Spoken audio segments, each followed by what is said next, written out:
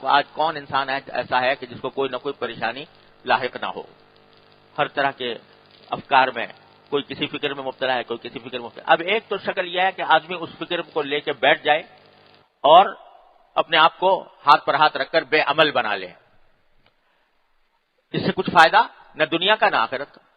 لیکن دوسری شکل یہ ہے کہ اس پریشانی کو اپنے اللہ تعالیٰ کی بارگاہ میں پیش کرتا رہے، یا اللہ یہ پریشانی ہے اپنے فضل و کرم سے دور فرما دے، یا اللہ یہ تکلیف ہے اس کو اپنے فضل و کرم سے دور فرما دے،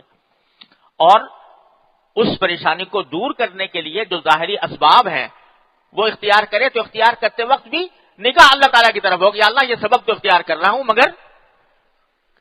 اصل میں اس کو کامیابی تک پہنچانے والے آپ ہیں، آپ اپنے فضل و کرم سے۔ بے روزگار آدمی ہے، روزگار تلاش کر رہا ہے، تو ایک تو یہ نیت رکھے کہ میں اس غرض سے تلاش کر رہا ہوں کہ نبی کریم سرورت عالم صلی اللہ علیہ وسلم نے اس کو فریضہ قرار دیا اور حلال کی طلب کو فریضہ قرار دیا، اور دوسرے جو کوشش کر رہا ہوں اے اللہ اس کوشش میں تاثیر پیدا کرنا وہ صرف آپ کا کام ہے، اپنے فضل و کرم سے وہ تاثیر پیدا فرما دیجیے۔ اگر ویسے ہی غم میں بیٹھا رہا،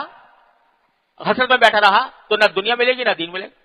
لیکن یہ کام کرے گا تو انشاءاللہ کامیابی بھی ہوگی،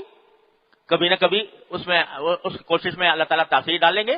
اور ساتھ ہی اس کے اوپر ذکر کا ثواب ملے گا انشاءاللہ تعالیٰ کہ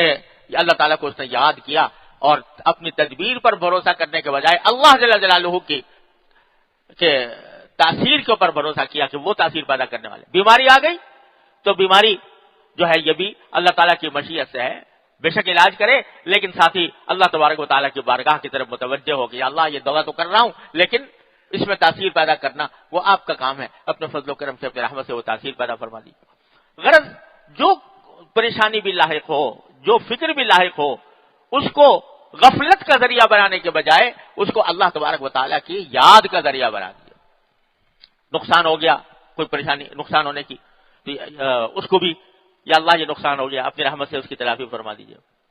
بہادر شاہ ظفر مرحوم نے کہا کہ یہ کہاں کا فسانہ ہے سود و زیاں،